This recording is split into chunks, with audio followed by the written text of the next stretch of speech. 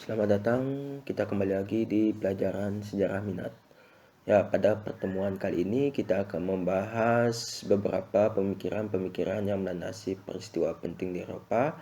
Akan tetapi pada saat ini kita akan lebih mengkhususkan kepada pembahasan tentang Renaissance. Apa itu sebenarnya Renaissance?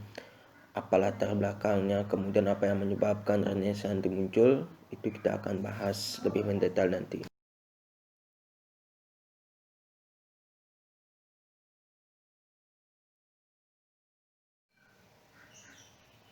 Ya, sebelum kita masuk ke pembahasan tentang bagaimana berlangsungnya Renaissance, tentu kita perlu tahu bagaimana sebenarnya keadaan Eropa sebelum dimulainya Renaissance.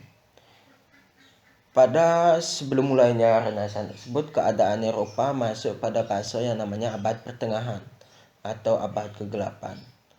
Di mana abad pertengahan atau abad ke-8 tersebut merupakan suatu abad yang menjadi fase paling bawah pada saat itu di Eropa, di mana pada saat itu kehidupan di bidang perekonomian, perpolitikan, dan kebudayaan dan juga ilmu pengetahuan sangat menurun, karena pada saat itu ketika adanya jatuhnya kekaisaran Romawi Barat pada tahun 476 Masehi, yang awalnya sistem perpolitikan, kebudayaan, perekonomian, dan ilmu pengetahuan tersebut diatur oleh kerajaan atau kekaisaran Romawi.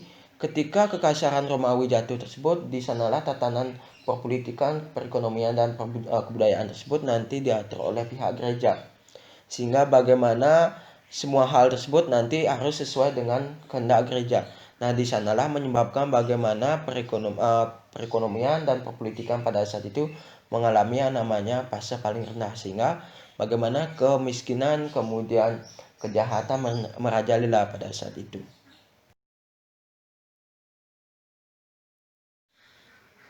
Salah satu bukti dari abad pertengahan adalah berdirinya sebuah kastil yang bernama Kastil Bodiam yang didirikan di Inggris pada abad ke-14, di mana Kastil Bodiam ini merupakan suatu simbol adanya abad pertengahan, di mana pada saat itu sangat berkuasa sistem politik yang bernama feodalisme dan monark, di mana sistem feodalisme dan monarki ini merupakan suatu sistem sosiopolitik yang diterapkan oleh para bangsawan untuk melakukan sistem politik dan sosialnya, di mana sistem ini menggunakan pendelegasian dan kerjasama antar negara-negara yang dikuasainya.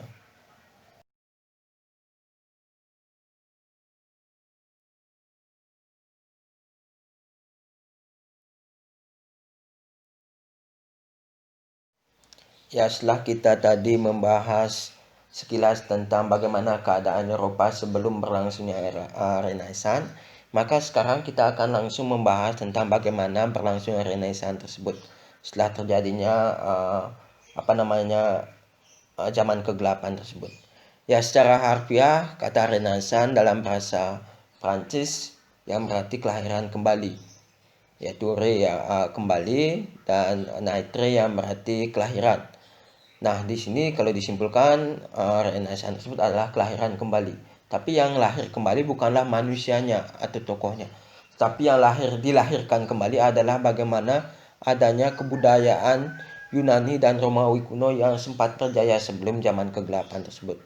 Di mana kejayaan dari Romawi dan Yunani kuno tersebut sangatlah kuat, baik itu di bidang politik, kemudian pemerintahan, kemudian ada juga di bidang ilmu pengetahuan, dan juga bagaimana angkatan perang yang mereka miliki sangatlah kuat. Nah, ketika itu juga muncul yang namanya kaum humanis, di mana kaum humanis ini adalah kaum penggerak pada saat itu ketika mulai munculnya Renaissance tersebut, di mana kaum humanis inilah yang nanti menggerakkan masyarakat untuk tidak lagi berpatokan atau berpedoman kepada yang namanya gereja, di mana bagaimana sistem perpolitikan harus dikuasai oleh pemerintahan, terutamanya adalah kerajaan. Begitu juga perekonomian, kemudian kebudayaan harus ada yang mengatur dengan jelas. Sedangkan gereja pada saat itu bukanlah aspek yang tepat untuk mengatur hal tersebut.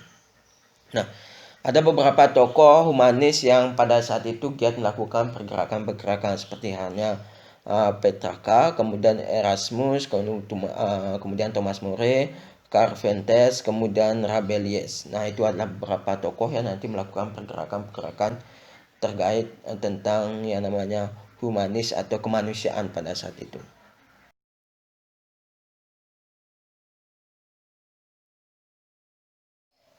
Nah, yang pertama kita akan membahas tentang di mana sebenarnya kelahiran dari Renaissance tersebut.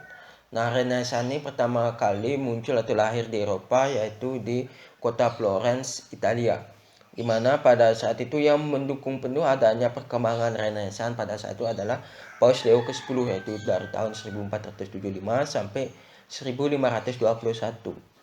Di mana kemunculan dari Renaissance ini dilatar belakangi dari banyaknya masyarakat maupun para intelektual pada satu yang ada di kota Florence ini kembali mempelajari tentang bagaimana teks-teks yang mereka dapatkan dari Arab, baik itu di bidang kesenian, kebudayaan, sains maupun nanti di bidang arsitektur. Nah, di sanalah akan menyebabkan bagaimana pemikiran dari masyarakat pada saat itu mulai terbuka kembali. Tidak lagi terkekang dari bagaimana batasan-batasan yang ditimbulkan oleh gereja. Sehingga nanti akan menyebabkan bagaimana masyarakat tersebut pada saat itu akan mulai berkembang. Tidak lagi stagnan pada tahapan mereka. Nah, dari sanalah perubahan-perubahan di Eropa akan mulai berkembang. Tentunya mulai dari kota Florence di Italia ini akan berkembang ke wilayah-wilayah lain seperti di Prancis, kemudian di Inggris dan lain sebagainya di wilayah-wilayah yang berada di Eropa.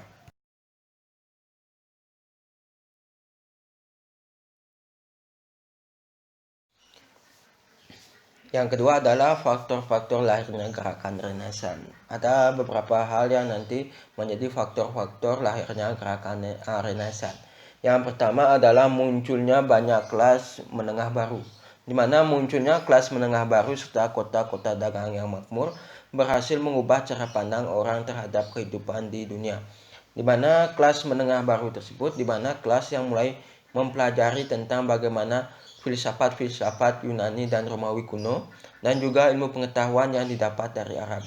Nah, dari pembelajaran inilah bagaimana cara pandang atau sudut pandang masyarakat tersebut mulai terbuka, tidak hanya sebatas dari apa yang disampaikan oleh gereja tersebut. Nah, kemudian selain itu berkembangnya kota dagang juga memperluas cara pandang dari masyarakat pada saat itu. Adanya transaksi yang tidak hanya terfokus di Eropa saja, tapi sudah keluar dari Eropa sampai ke Afrika, Amerika, dan termasuk ke wilayah Indonesia juga menyebabkan bagaimana terbukanya wawasan atau sudut pandang dari masyarakat pada saat itu. Nah, salah satu bukti adanya mulai perkembangan atau adanya perkembangan gerakan Renaissance tersebut adalah berdirinya Katedral Santa Maria del Fiore yang mulai dibangun pada tahun 1296. Ini merupakan salah satu bangunan Renaissance dan simbol kota Florence pada saat itu.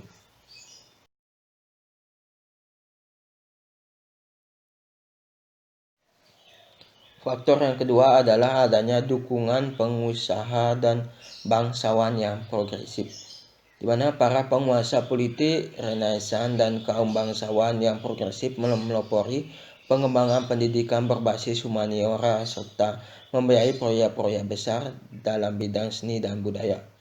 Nah, di mana ketika mulai munculnya Renaissance ini, salah satu pendorongnya atau faktor pendorongnya adalah munculnya orang-orang yang bersifat progresif di bidang Renaissance ini. Sehingga dari adanya tindakan yang progresif tersebut akan mendorong perkembangan Renaissance ini lebih maju. Di mana pada saat itu para tokoh-tokoh ini kerap kali membiayai beberapa proyek-proyek yang nanti berkaitan di bidang seni dan budaya. Ada beberapa tokoh seperti Leonardo da Vinci, kemudian Cosimo de Medici, kemudian Rafael. Itu adalah beberapa tokoh yang nanti sangat progresif di bidang pengembangan Renaissance ini. Sehingga nanti Renaissance ini akan dapat mengubah bagaimana tatanan kehidupan di Eropa tersebut.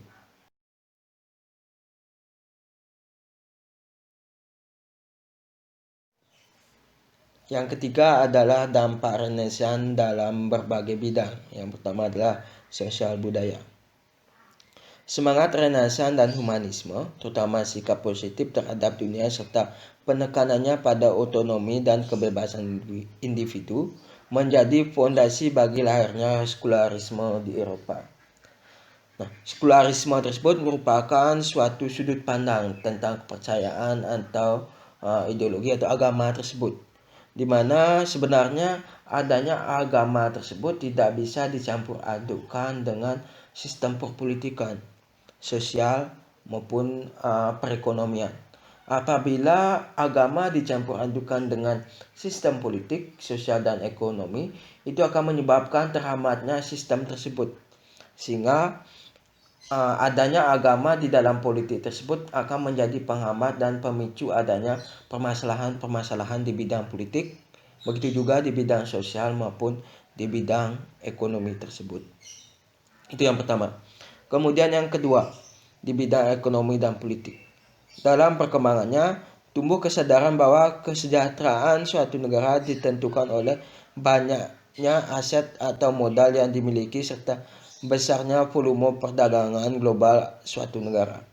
Nah, pada saat itu, pada zaman kegelapan, masih mindset tersebut dikuasai oleh bagaimana didominasi oleh pihak kerja, bahwa yang menentukan kesejahteraan tersebut adalah bagaimana hubungan manusia dengan Tuhan.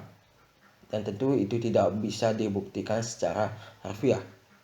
Nah, pada saat mulai berkembangnya Renaissance ini, mulailah berkembang dari pemikiran masyarakat pada saat itu, di mana pemikiran tersebut lebih menekankan bagaimana kesejahteraan tersebut ditekankan dari adanya kepemilikan modal, kemudian besarnya perdagangan global suatu negara, karena itu akan apabila kepemilikan modal dan perdagangan yang maju, tentu itu akan memberikan pendapatan kepada kas negara. Tentu aspek-aspek yang ada di negara tersebut akan dapat berjalan, baik itu di bidang politik, sosial, ekonomi tersebut.